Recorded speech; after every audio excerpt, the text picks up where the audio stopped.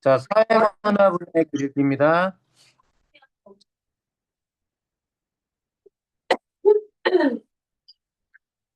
자, 사회 분야와 문화 분야를 구분해서 사회문화 분야로 이렇게 묶어놨는데, 사회에서 일어나는 다양한 현상의 그리고 원인과 영향을 적은 글들이 사회 분야 그리고 문화 분야의 글들은 행동 양식의 특성과 배경을 분석한 글이다라고 나와요. 여기 뒤에 나오는 것들 내용을 좀 보시면 되겠고, 우리 평균의 시대는 가고 이러한 글들을 읽음으로써 사회적 현상에 대한 인식의 폭을 넓히고 사회 문제를 해결할 수 있는 방안을 마련할 수 있다. 자, 사회문화 분야의 글을 읽는 방법입니다. 일단 첫 번째, 비판적으로 당연히 모든 글은 비판적으로 읽는다고 하는데 글에 쓰여진 글쓴이가 넣어놓은 사회적 현상의 특성과 사회적 요구와 신념을 비판적으로 이해하자. 자, 무슨 얘기냐? 사회 문제와 현상이 일어나게 된 배경과 특성, 요 특성 얘기하는 거예요. 그리고 그것이 우리에게 미치는 영향, 그래서 그러한 것을 다루는 필자의 관점과 사회적 요구나 신념들이 들어있다는 것을 비판적으로 판단해야 된다. 그런 얘기고요. 두 번째 읽는 방법은 역사적 인물과 특정 사건을 다룰 때에는 사회문화적 맥락에 유념해서 비판적으로 읽는다. 사회문화적 맥락을 바탕으로 인물이나 사건의 의미를 비판적으로 이해하고 동일한 역사적 인물이나 사건을 다룬 다른 관점의 글을 읽음으로써 그 글을 쓴 필자의 관점도 비판적으로 판단하며 읽어야 된다. 사례가 나옵니다. 오상현이라는 사람이 쓴 상소문인데요. 전하께서 정학을 지키고 사더를 배척하시며 내 그때 여기에서 하는 납을 못되다 사악하다의 사자입니다. 정학과 사도의 반대예요. 내 거리에 비석을 세워 일종의 척화비를 세운 건데 양이 서양의 오랑캐가 침범하였는데 화친을 주장하는 것은 매국행위다. 그래서 외부 세력과 대척하는 태도를 보이는 글을 새겨 만년토록 온 나라의 백성에게 경계하셨으니 타일렀으니 누구인들 흠앙은 존경하지 않겠습니까? 이런 뜻이에요. 그래서 오상현이라는 사람이 쓴 상소문은 임금이 척화비를 세운 양이를 배척하는 그러한 것을 긍정하는 상소문입니다. 자, 그래서 서양 세력을 사도로서 배척하고 유학을 지키고자 하는 위정척사파의 입장을 취하고 있는 게 필자입니다. 필자는 당시 서구 열강으로부터 잇따른 침략을 받았던 상황에서 그들을 사도로 배척하고 위정척사파의 입장을 취한 건 긍정할 수는 있어. 그러나 서양을 침략적 대상으로만 규정하고 세국 정책을 강화함으로써 기회를 놓치는 서양의 문물을 수입할 기회를 놓친다는 점에서는 비판할 수도 있다. 이렇게 다양한 맥락에서 우리가 글쓴이의 관점을 비판할 수 있다는 겁니다. 자, 평균의 시대가 가고 있다. 이 내용은요, 일단 본문 읽기 전에 뒤에 학습 활동을 잠깐 보시면, 자, 대표값으로 무엇을 사용하느냐에서 평균을 대표값으로 사용했을 때 가와 나의 차이점입니다. 우리가 정규분포에서 나타나는 대칭 어, 분포를 보이는 자료에서는 중앙값, 최빈값, 가장 자주 나타나는 값, 평균값이 다 일치하기 때문에 이때 평균값을 대표값으로 사용하는 건 적절합니다. 근데 여기에서 보이는 분포를 보면 오른쪽 꼬리 분포는 최빈값과 중앙값과 평균값이 다 일치하지 않기 때문에 평균값을 단순하게 대표값으로 설명하면 이 자료의 특징을 제대로 설명할 수가 없어요. 그래서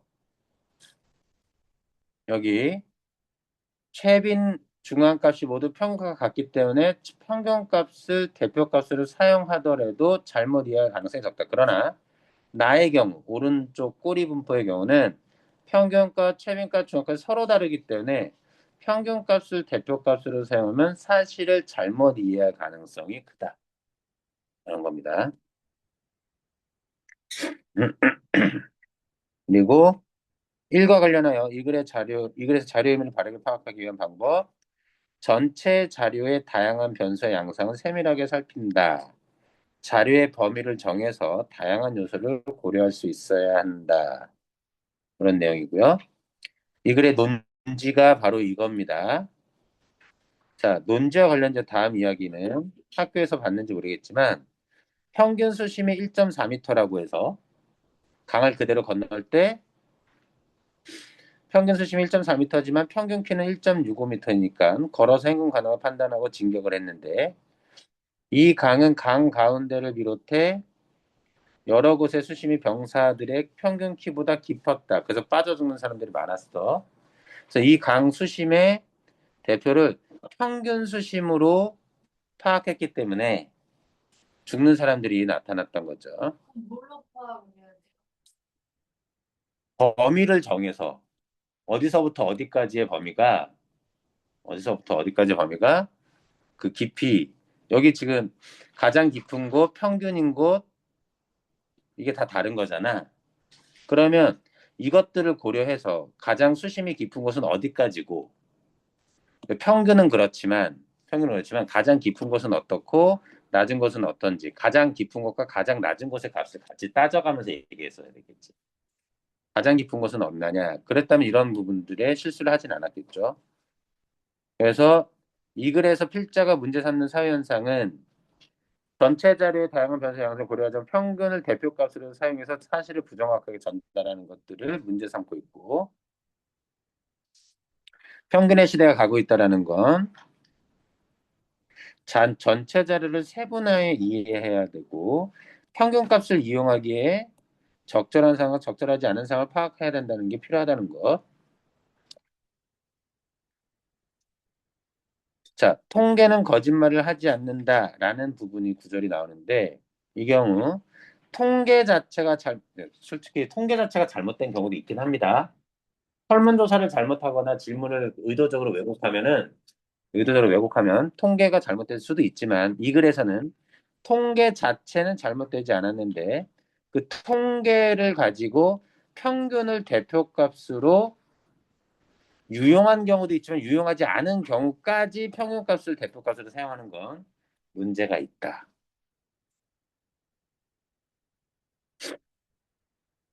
자, 여기 근로자 평균 소득은 329만 원, 중위 소득은 241만 원과 큰 차이가 있다라고 나오는데 여기에서 평균 소득은 자, 월 평균 소득은 329만 원, 중위 소득은 241만 원. 그래서 평균 소득과 중위 소득이 무엇인지를 봅니다. 중위소득은요, 소득을 가장 낮은 데에서 가장 높은 순으로 나눴을 때 각 중간에 해당하는 소득이 중위소득. 평균소득은 모든 근로자의 소득을 근로자의 수로 나눴을 때 평균소득. 그래서 이때 자, 평균소득은 연봉이 높은 사람과 낮은 사람의 소득 차이를 제대로 보여주지 못한다. 전체 소득 수준을 왜곡할 수 있다. 이렇게 되면 지나치게 많이 받는 근로자 수가 적은데 어마어마하게 많이 받고 어마어마하게 많은 수가 적게 받는다면 그것의 평균은 329만 원으로 정해졌을 때 소득이 낮은 소득의 근로자 가장 높은 소득 아주 높은 소득의 근로자의 소득을 제대로 적절하게 반영하지 못하는 거죠. 평균 소득은. 자, 평균 소득과 중위 소득의 격차가 크다는 건 당연히 뭐예요? 소득 불균형이 심하다. 소득 양극화가 심화됐다. 그 원인은 뭐다? 기회 불평등, 교육과 기회 불평등, 소득자, 요런 것이 원인이 돼서 양극화가 일어나고 그 양극화가 위화감을 일으키고 계층간 갈등을 심화시킬 것이다. 라는 것들이 우리가 짐작을 해볼 수 있습니다. 이런 거 했었니? 저요? 최대 50% 할인. 했어요. 이때 최대라는 건 재고가 많이 남아있는 상품의 할인폭을 높인 거고, 그래서 소비자 입장에서는 이걸 보면 최대라는 단어는 별로 신경 쓰지 못. 최대 50%가 마치 평균 50%로 할인이라고 우리가 보여져서 착각하게 되는 거죠. 미끼 상품에 해당하는 잘 팔리지 않는 상품을 최대에 해당하는 50% 할인이고, 대다수 다른 상품들은 할인율을 적게 해서 우리가 사게 될 때 보통 이렇게 얘기하죠. 내가 원하는 것은 언제나 할인하지 않아서 못 샀다. 그래서 여기서 사회 현상은 뭐냐? 전체를 보여주지 않고 보여주고 싶은 것만을 보여주는 광고 형태를 문제 삼고 있다. 자, 전체 자료를 고려해서 판단과 결정을 내려야 한다. 이런 것들을 다루는 겁니다. 평균의 시대는 가고 있다. 가보죠. 자, 주어진 자료를 대표하는 것으로 가장 유명하고 많이 활용되는 것이 평균. 되게 단순하고 편하잖아, 계산하기. 한 집단을 평가할 때 또는 다른 집단과 비교할 때 평균은 유용한 수단이 된다. 장점이 있어. 하지만 그러나 평균이 대상을 잘 반영하는 대표값이라고 판단하기 위해서는 전체 자료의 다양한 변수와 양상을 먼저 검토하는 것이 필요하다. 이걸 검토하고 나서 평균을 대표값으로 정하든가 말든가 판단해야 된다는 얘기입니다. 이런 점을 고려하지 않고 평균을 대표값으로 삼으면 사실을 잘못 이해할 수 있으며 녹화 안 해도 되겠지? 지금 빠진 애가 없어. 독보해주세요. 독보해주세요. 문제 다 풀었어요. 진짜? 그럼 다른 거 공부하고 문제를 내가 마련해서 또 주도록 할게. 녹화되고 있어. 야, 봐. 자, 이런 점을 고려하지 않고 평균을 대표값으로 삼으면 사실을 잘못 이해할 수 있으며 나아가 평균만으로 섣부르게 어떤 결정을 내린 경우는 여러 부정적 결과를 초래할 수 있다.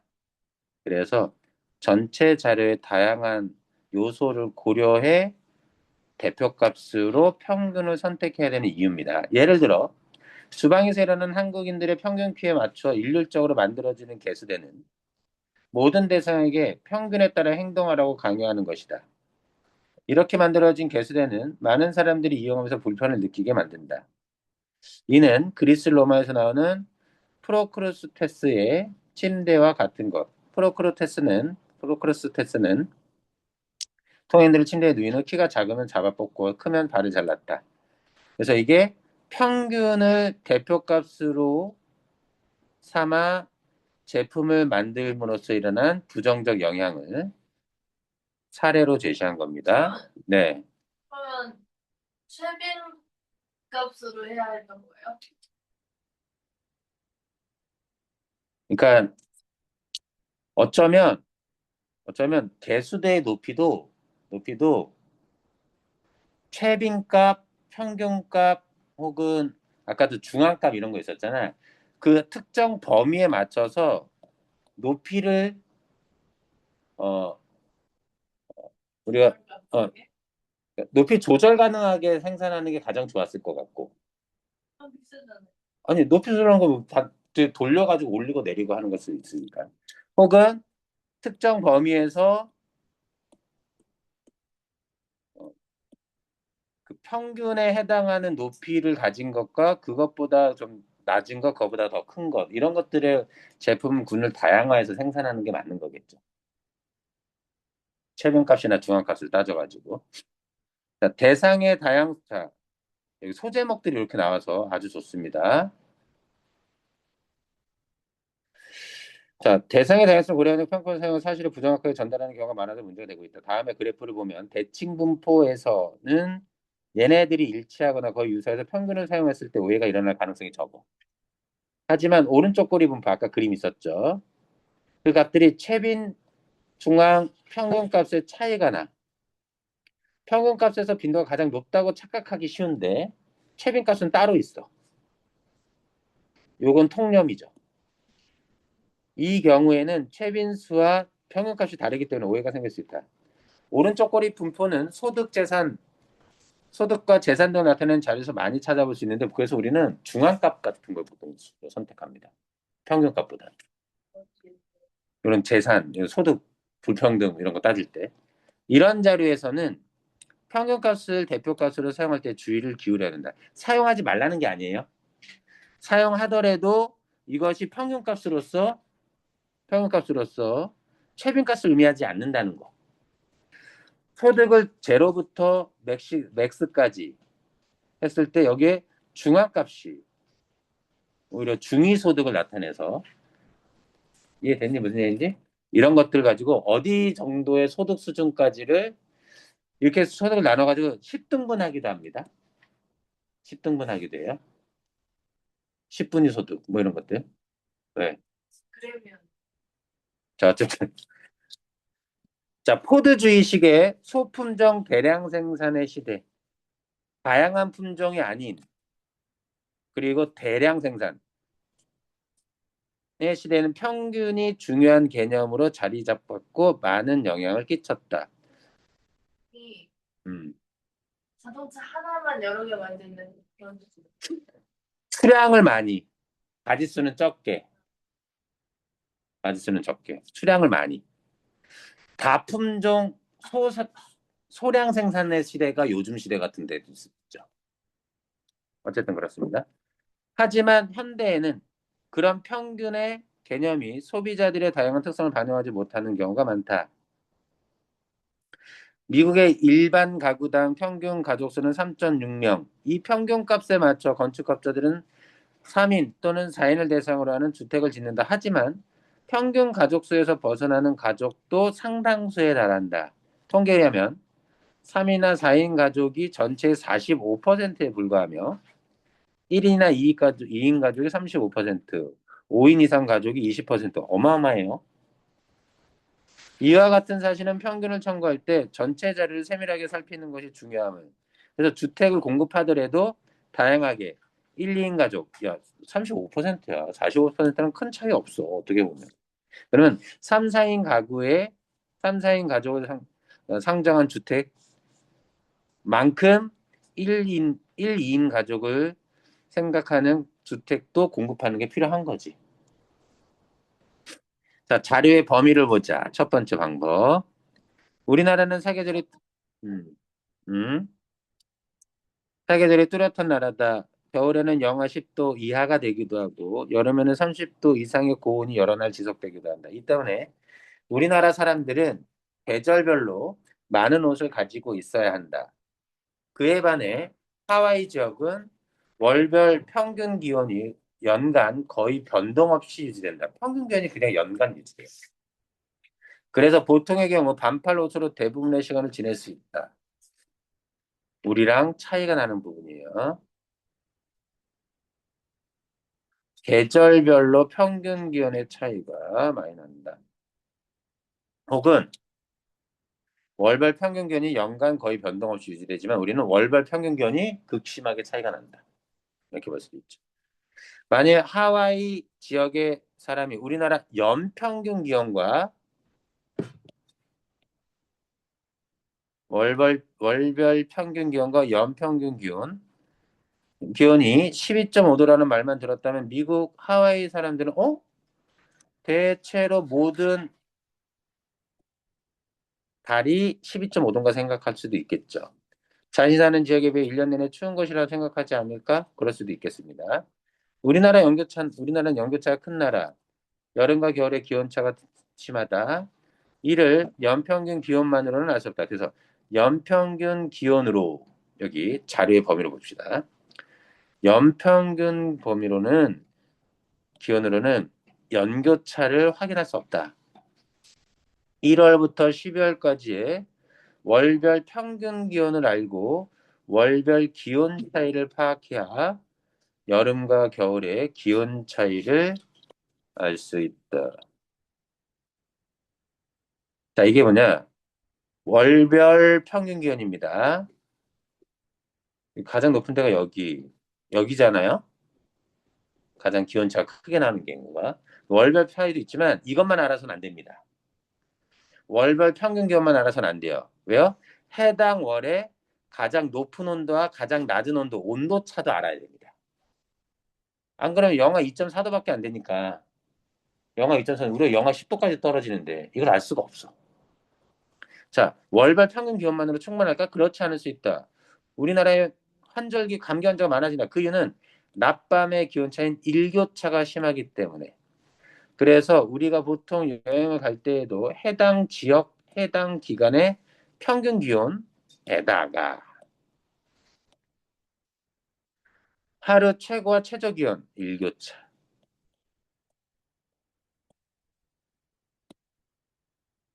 그래서 온도의 차이라고 한다면 연평균의 온도도 알고 월 평균도 알고 하루 동안의 일교차도 알고 월교차.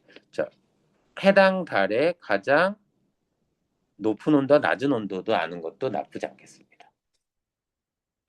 자, 값의 크기에 따라 범주를 구분하여 자료를 살피자. 아까는 범위를 따지고요. 범위. 연평균만 가지고는 안 돼. 월평균도 알아야 돼. 월평균만 가지고도 안 돼. 일교차도 알아야 돼. 값의 크기에 따라 범위를 나눠서 자료의 범위를 정했으면 자료에서 평균 개념으로 포착하기 어려운 요소들까지 살필 수 있어야 한다. 이를테면 자료의 크기에 따라 적당한 범주로 구분하고 범주별로 반복되는 횟수나 값을 파악하는 것이다. 예를 들면 자, 평균 개념으로 포착하기 어려운 요소는 적당한 범주로 구분, 범주별 반복되는 횟수나 값을 파악. 예를 들어 직업 야구 선수들의 연봉을 살펴보자. 야구 선수들 중에는 최대 연봉이 수억 원이야. 이번에 강백호가 하나랑 100억대 계약을 맺는 것 같은데. 우와. 강백호가. 수억 원에 이르는 선수도 있고 그와 현격하게 차이가 나는 선수도 있다. 그에 따라 야구 선수들의 평균 연봉이 약 1억 원이라고 하더라도 3천만 원 미만을 받는 선수들의 비율이 매우 높을 수 있다. 이와 같이 평균 1억만으로 야구 선수들의 연봉을 이해하면 사실을 정확하게 이해하지 못할 우려가 있다. 그렇기 때문에 연봉 범위를 3천만 원 미만, 3천에서 5천만 원, 5천에서 1억 원, 1억에서 이상 범주를 나누고 범주의 비율을 고려하여 사실을 이해하려고 해야 한다. 평균가 이외에 가장 높은 빈도의 선수들이 받는 연봉인 최빈수. 연봉을 순서대로 배치했을 때 가장 중앙에 있는 선수의 연봉의 중앙값 등 평균값, 최빈값, 중앙값 모두 다 살필 필요가 있다. 그래야 연봉의 분포를 보다 사실에 가깝게 이해할 수 있다는 거죠. 그 다음 그래프를 그려 이해하자. 우리 이렇게 추워서 떨어도 안 추워? 그것도 내 거랑 되게 비슷하게 생겼다. 컬러가 다르고. 자, 보세요. 자, 자료의 수가 많아지면 내용을 보고 파악하는 데 힘이 든다. 따라서 복잡한 자료를 잘 요약 정리하는 것이 필요한데 그때 그래프를 그려 자료 전체 분포를 한눈에 보는 방법. 특히 처음 자료를 수집한 경우에는 자료 내용을 히스토그램으로 그려 처음 자료 수집의 경우는 히스토그램으로 그려 자료의 전체적인 분포 모양을 보는 것이 효율적이다. 그 옆에 아까 위에서 얘기한 그거예요? 네, 맞습니다. 대략 섹터를 정하고 1억 6천만 원, 1억 6천에서 3천, 1억 6천 단위로 지금 범위를 나눠가지고 거기에 해당하는 어, 돈을 받는 히스토그램은 연속형 자료의 분포를 표현하는 데 널리 사용되는 방법으로 자료를 일정 범주에 따라 구분하고 여기 지금 구분했습니다. 연봉을. 각 범주에 속한 자료의 수인 빈도를 높이로 나타낸다. 30명 넘게가 이 정도의 되게 적은 연봉을 받고 지내는 거죠. 이를 통해 전체 자료의 좌우 치우친 등의 모양과 중앙값 등의 위치. 여기서 중앙값은 뭐겠니? 그 일단은 좋아요. 얘냐 뭐 요 정도라고 하면 되겠네. 좋아요. 요즘 편차 범위 등 3포에 대한 전반적인 판단이 가능하다. 한 직업 야구 구단의 연봉 자료를 히스토그램으로 그리면 위와 같이 한눈에 전체적인 정보를 파악할 수 있다. 결론, 통계는 거짓말을 하지 않는다. 자, 통계 자체는 정확한데 그것을 숫자 계산에 대한 무지와 오용이 거짓말 통계를 만들어낸다. 활용을 제대로 못할 때 올바른 판단은 사실을 기반으로 해야 하고 사실은 숫자로 표현될 때 객관적으로 관찰될 수 있다. 그렇기 때문에 수집된 자료들의 값을 단순하게 더하고 나눠 평균을 내는 것은 숫자 장난이 될 수 있음에 유의해야 한다. 자, 평균을 너무 믿어서는 안 돼. 평균은 편리한 방법으로 다양히 사용할 수 있지만 대표값으로 잘못 사용되면 사실을 정확하게 파악하지 못하게 만들 가능성이 매우 높다. 현 내 사회는 점점 더 많은 변수들에 의해 다변화되는 양상을 보이고 있으니까 이는 평균의 시대가 가겠다. 평균만으로 대표값을 활용하는 건 그러한 시대는 이제 멀어져 가고 있다. 평가스 이용이 적절한 상황인지 아닌지를 파악하고 전체들을 세분화해서 이해하고 분석하려는 태도를 지니는 것이 매우 중요하다. 그냥 네, 연속 4번에요. 연속형 자료가 뭐 여기 범위가 연속되잖아요. B가 연속되는 연봉의 단위가 0원에서 6억 4천 이상의 범위까지 연봉은 숫자로 쭉 나열해서 받는 연봉 금액을 연속형이 아닌 건 아니 근데 히스토그램 연속형 어떤 경우냐 우리가 성적의 분포도 연속형으로 나타나겠죠. 0점 이내부터 100점 만점까지 그 사이에 수없이 분포할 수 있지 않겠습니까? 그런 게 이제 연속형 분포겠죠. 연속형이 아닌 거 뭐가 있을까? 혈액형 그런 거는 혈액형은 연속형이라고 할 수는 없겠지. 네. 네 가지 분포가 있을 테니까. 이해와요. 자, 그 정도 봐주시면 되겠고 문제 올려드린 거 풀어보시면 됩니다.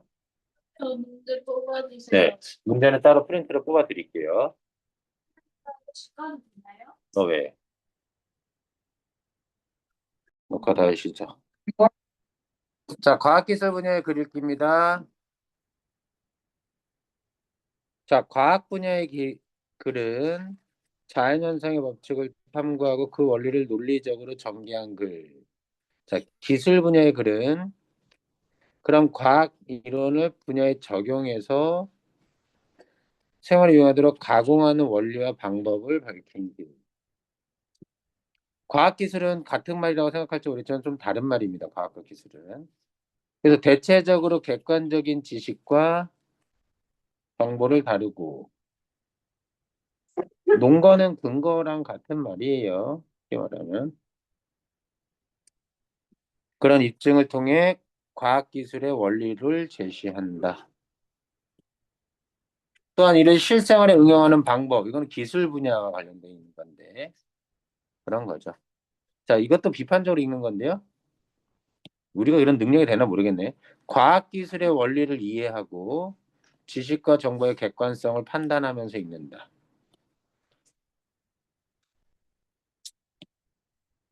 자, 그래서 전문적인 지식과 정보, 낯설고 어려운 용어나 개념이 많이 등장해요. 그래서 주요 용어와 개념을 명확히 이해하고 글에 제시된 지식과 정보가 객관적이고 신뢰할 수 있는 것인지 확인할 필요가 있다. 이를 위해 글의 논리적인 흐름 속에서 판단해보고 의문이 생기는 부분은 관련 자료를 찾아서 본다. 그래서 주요 용어와 개념 명확히 이해. 그 지식과 정보가 객관적이고 신뢰할 수 있는 것인지 확인.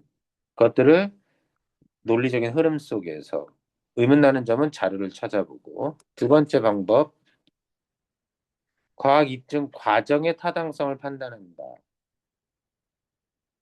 과학기술 분야의 글은 대개 탐구하는 대상이나 현상에 대한 귀납, 연역, 유추 등의 방법을 통해 과학기술 원리를 입증한다. 따라서 이러한 글을 읽을 때 과학 입증 과정을 파악하고 구체적 논거는 연역은 기납도 까먹었어. 귀납은 개별적인 것들을 바탕으로 일반적 그거 아닙니까? 원리를 어제 결론을 오늘 내리는 거. 내일도 뜰 거다. 네, 뭐 그런 겁니다. 자, 일반적 원리에서 개별적 사실을 판단해내는 것. 이게 연역이에요. 유추는 유비추론이라고 해서 비유를 통해서 추론하는 방법입니다. 자, 셋째, 기술적 원리의 응용과 한계에 대해 비판적으로 이해하며 읽는다. 자, 그런 과학기술 원리가 우리 생활에 어떻게 적용되는지 보고 거기에선 기술적 문제는 없는지 그리고 그것은 우리의 삶을 윤택하게도 해주지만 부정적인 영향을 미치기도 하는데 그러한 것은 무엇인지를 비판하며 읽는다는 거예요. 가봅시다. 자, CT 촬영, 그 엑스레이 촬영과 관련된 겁니다. 방사성량의 차이를 이용하는 것이다. X선은 360도에 걸쳐 일정한 각도로 회전하면서 인체에 쏘고 처음 쏜 방사량과 투과한 방사량의 차이를 측정한다. 컴퓨터는 이 데이터를 요게 원리예요. 이 데이터를 기반으로 기술 지문입니다. 3차원 구조를 수학적 방법으로 예측해 재구성하고 영상으로 표현하는 게 CT의 원리입니다. 하지만 CT에도 단점이 있다. 바로 높은 에너지의 전리 방사선을 사용한다는 것. 이 때문에 전문 용어입니다. 전리방사선. CT를 과도하게 사용할 경우 부작용이 생길 수 있다고 우려하는 견해도 있다. 왜? 방사선을 떼니까 방사성이 피폭되는 거죠. 이 점에서 방사능에 많이 쓰여서 몸에 안 좋을 수 있으니까. 1980년대 자기공명 영상장치 MRI의 발견은 의료 영상 분야에서 세상을 또 한 번 놀라게 만든 사건이었다. 왜죠? 방사선을 사용하지 않기 때문이죠. 자기공명, 그래서 자기장을 이용한 영상장치이기 때문에 방사능의 문제를 해소한 얘가 그거예요? 뭐 저기 뭐야 금속품 착용하고 들어가면 안 되는 거. 그게 MRI야. CT는 그냥 방사. CT는 방사성, 엑스레이 찍는 거랑 비슷한 거야. 이끌은 X선을 인체에 회전하며 투사해 처음 투사한 방사선 양과 투과한 방사능 차이를 측정하여 영상하는 CT 촬영의 원리를 설명하고 방사선 누정에 따른 위험성을 제시하고 있다. 이와 같은 글을 읽으며 과학기술의 원리를 실생활에 연관적으로 이해하고 그 한계를 함께 생각해 보시다. 나아가 방사성을 이용하지 않는 자기 공명 영상 장치가 개발된 것과 같이 과학기술의 한계를 극복하기 위한 새로운 방안을 생각해 볼 수 있다. 자, 밀리미터파가 바꾸는 세상 봅시다. 설명문이에요. 최근 5세대 5G 통신기술, 자율주행차 등의 신기술에 밀리미터파가 사용되면서 그에 대한 관심이 커지고 있다. 자, 밀리미터파는 정의입니다. 30에서 300GHz 주파수 대역의 전파. 정의예요, 설명 방법. 자, 주파수는 또 모르니까 주파수에 대한 설명을 합니다. 전파가 공간을 이동할 때 1초 동안 진동하는 횟수인데 1초 동안에 한 번 진동하면 1헤르츠. 1000번 1000헤르츠인데 킬로그램을 우리 킬로그램이나 뭐 킬로미터 쓰듯이 K를 써가지고 킬로헤르츠 100만 번이면 메가 10억 번 이상 10억 번 진동하면 1기가 헤르츠라고 한다. 즉 이꼴 밀리미터파는 1초 동안에 300억 번 이상 진동하는 전파인 것이다. 자, 10억이 1기가였어요.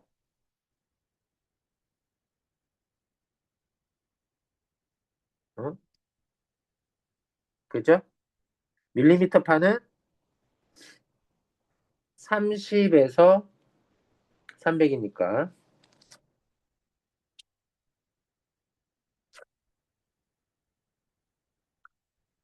30기가면 어떻게 돼요, 그러면? 300, 300억. 300억이 되죠? 잠깐만요. 예? 1초에 10억이라고요? 어. 1기가가 10억이라고요? 자, 헤르츠가 1초 동안 진동하는 횟수인데 10억 번이 1기가입니다. 그러면 30기가가 어떻게 돼요? 300억이 되죠? 300억 번 이상 진동하는 전파. 밀리미터 파는 라는 이름은 파장의 길이가 1에서 10mm에 불감가닥에 붙어졌으며, 자, 파장의 길이가 1에서 10mm, 그래서 밀리미터가 붙었습니다. 자, 극단적으로 높은 주파수.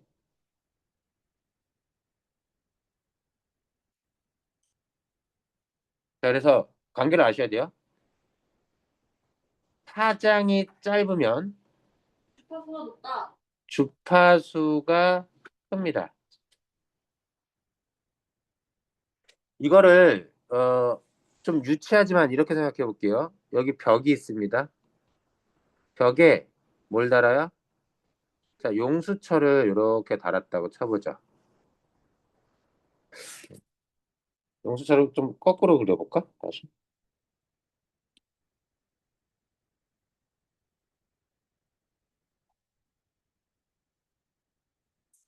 자, 이렇게. 그림 이상해. 왜 이래? 좋았어. 자, 여기 봐봐. 용수철에서 용수철과 용수철의 이거 좀 되게 무리한 설명이긴 한데 용수철과 용수철의 간격을 파장이라고 해보고요. 거리니까 요 코일의 개수를 주파수라고 생각해 보시죠. 코일이 몇 개인데요? 자, 일단 이거 봐봐. 여기에서 여기에 범위가 이렇게 있다고 봅시다. 일정 범위가. 이해됐니? 일정 범위에 용수철을 압축시켰다고 봅시다. 이렇게 밀었다고 쳐보죠. 그러면 어떻게 돼요? 일정 범위 안에 코일이 늘어나죠? 코일의 개수가 뭐예요? 주파수. 그럼 코일 간격은 어때요? 좁아요. 그쵸? 코일 개수가 늘어나면서 주파수 간격은 짧아지죠. 네. 그 관계라고 생각하시면 됩니다. 그림으로 이미지, 엉터리 설명이에요. 그럼 만약에 이걸 늘려봅시다. 쭉 늘려본다고 치죠. 그럼 요 간격 안에 코일은 되게 이렇게 되겠죠. 네. 그럼 주파수 개수가 좁아요. 줄고 파장은 길어집니다.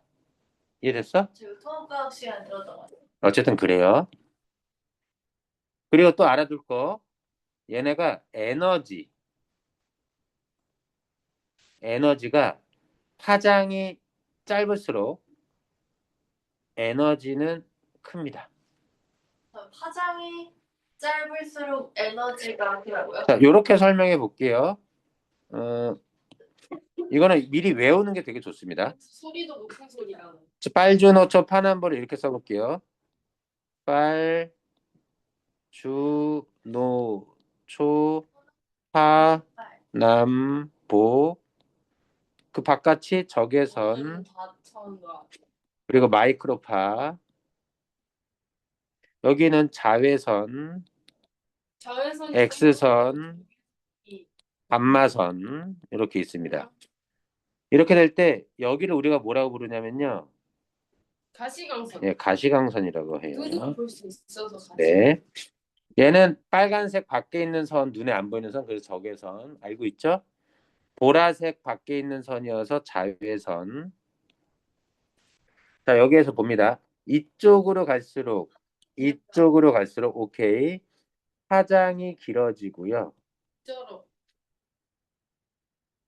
파장이 길어지고. 네. 그래서 파장이 길어진다는 건 주파수가 적어져요. 주파수가 작아지고, 그 말은 에너지가 작아진다는 얘기입니다.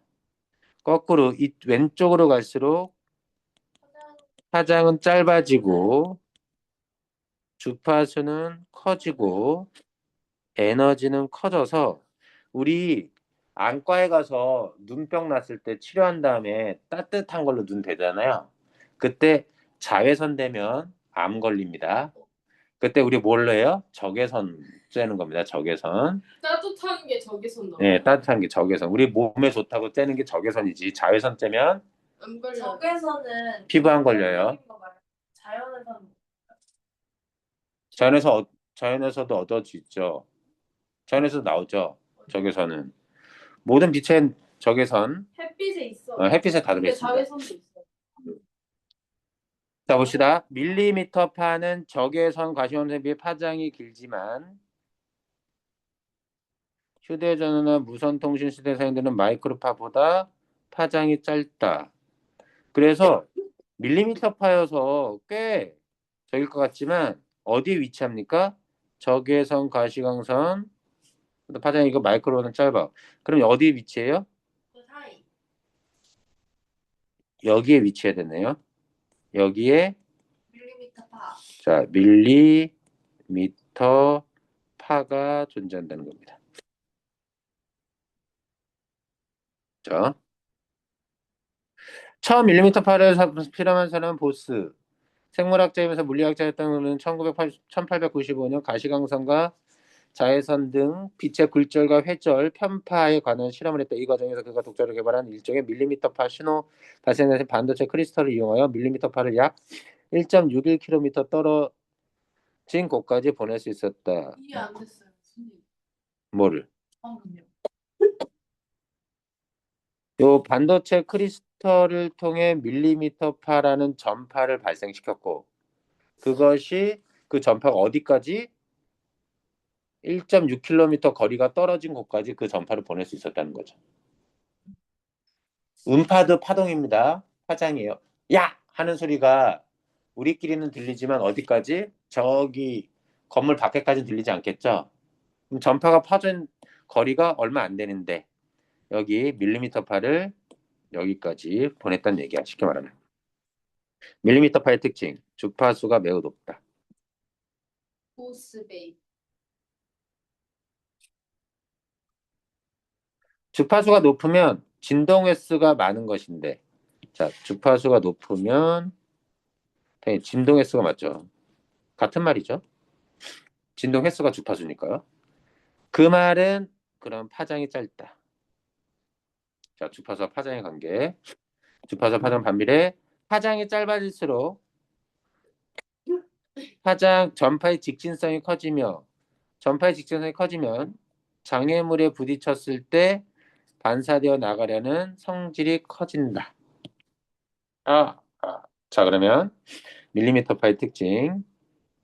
주파수가 큽니다. 그 말은 파장이 짧다는 얘기죠. 그렇다는 건 직진성 크고요. 그 다음에 반사되는 도도 큽니다. 왜 직진성이 큰 건지 모르겠어. 그냥 받아들이는 수밖에 없어요. 잠깐만요. 근데 저음이 더 멀리 가는 호수가 내일 높아서. 자, 파장이 그게 그냥 그런 성질을 가지고 있다고 보세요. 파장이 네, 돼요. 고생했어요. 진동의 수가 많다. 다음 사진은 밀리미터 파보다 파장이 짧은 빛의 직진성을 확인할 수 있는 실험들이다. 먼저 한 개의 전구에서 나온 빛이 한 개의 삼각형 구멍이 뚫린 판을 통과한 것을 보자. 스크린에 한 개의 삼각형 모양이 밝게 나타난다. 질문이요. 음, 직진성이랑 멀리 가는 거랑은 다른 거예요? 똑바로 나아가는 성질. 음, 좀 잠깐 볼게. 자, 다음으로 두 개의 전구를 밝혀 한 개의 삼각형 구멍 뚫린 판을 통과한 것을 보자. 이 경우 스크린에 나타나는 밝은 삼각형은 하나가 아니라 둘이 된다. 이것은 빛이 서로 중첩되지 않고 직진하고 있음을 보여준다. 자, 오른쪽 사진처럼 다양한 빛깔의 광원이 여러 개 있음에도 빛깔들이 서로 중첩되지 않고 고유한 모양으로 나타나는 것도 빛의 직신성 때문으로 파장이 짧아서 나타나는 현상. 자, 봐봐. 여기 두 개의 전구를 밝혀서 두 개의 삼각형이 나타나는 것도 직진성 때문에 퍼지지 않는다는 거야. 똑바로 나아가려는 성질, 퍼지지 않고. 삼각형. 여기도 다양한 빛깔의 광원들이 있는데 바닥에 고유한 모양으로 나타나는 것도 직진성. 다 파장이 짧아서. 파장이 길어질수록 직진성은 약해지고 신호의 빈 폭이 넓어지면서 바닥에 형성되는 모양은 서로 중첩되어 고유의 형상을 잃어버린다. 중첩된다는 게 겹치지 않는 거. 그러니까 중첩되는 건 겹치는 거. 서로 방해하겠죠. 그렇게 되면. 밀리미터 파는 파장의 길이가 빛보다 길지만 다른 전파에 비해 매우 짧기 때문에 직진성이 강하다.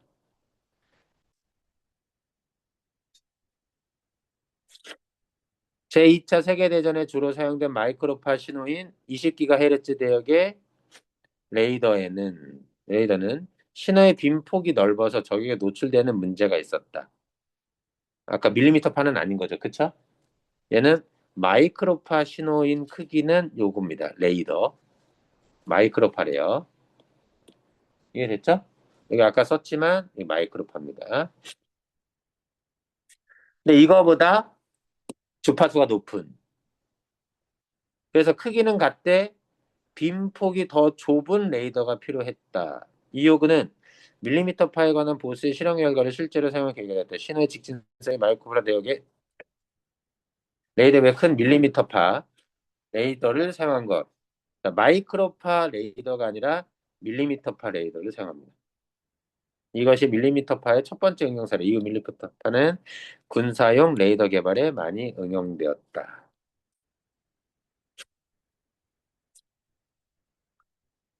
어디까지 왔니? 자, 파장이 짧아 진동수가 많은 전파일수록 공기 중의 산소나 수증기 등에 부딪혀면서 에너지 감쇄율이 높아진다.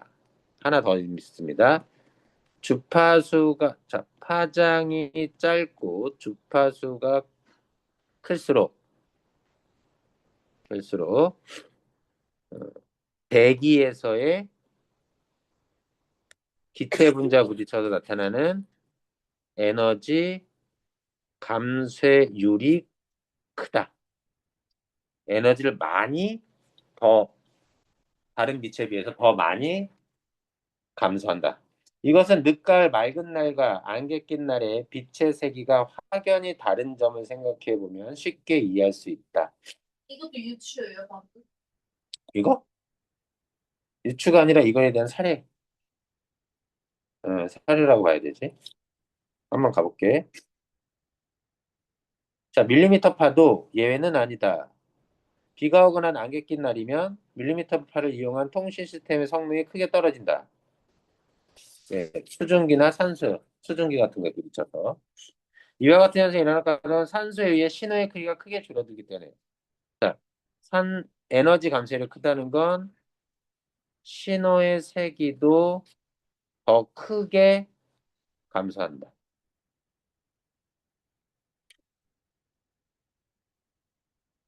자, 이렇게 쓰면 좀 그러니까 세기의 감소 정도도 크다. 이러면 좀 비슷하겠지. 파장. 자, 비와 어? 파장이 이렇게 있을 때 이 높이를 나타내는 게 아니야. 이 길이를 나타내. 너 어디 갔었어? 파장은 이 두 것의 간격. 자, 이렇게 할 때 이런 규칙적인 파형을 보여주는 걸 파동이라 그래. 이 전체를 그냥 파동이라고 얘기하고 이 둘 사이의 간격을 뭐라고 불러?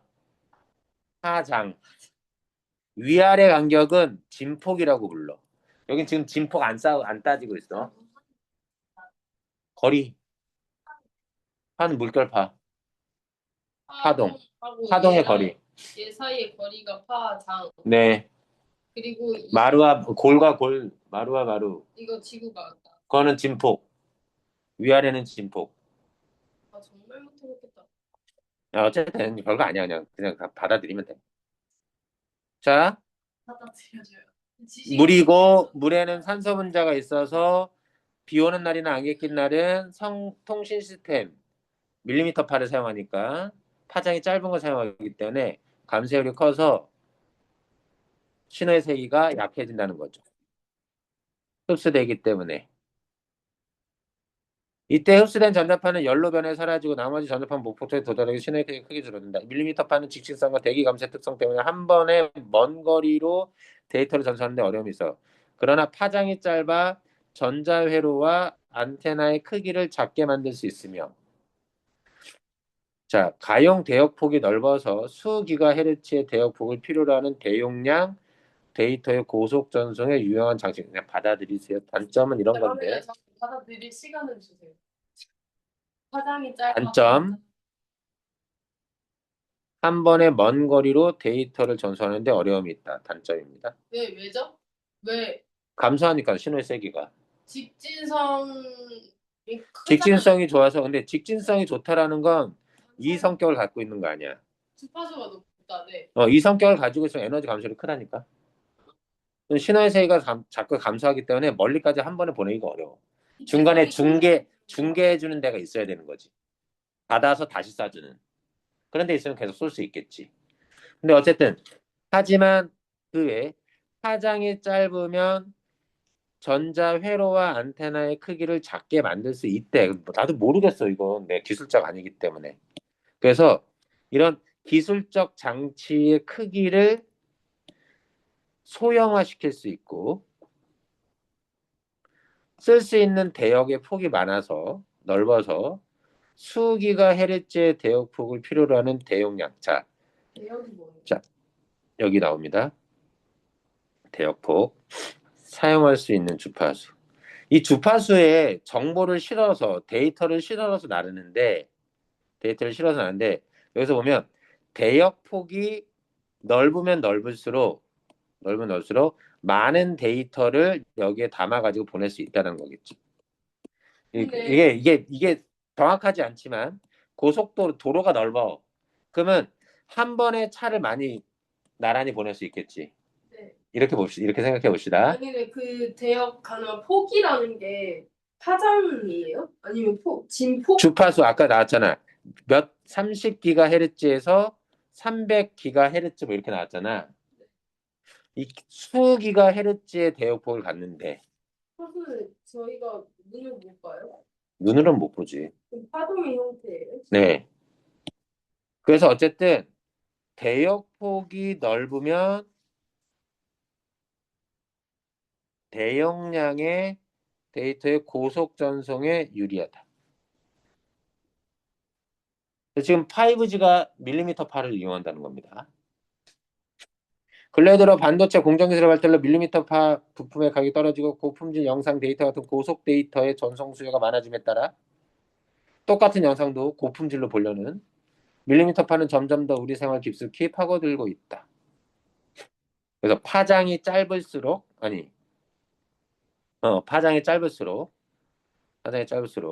이런 단점은 있지만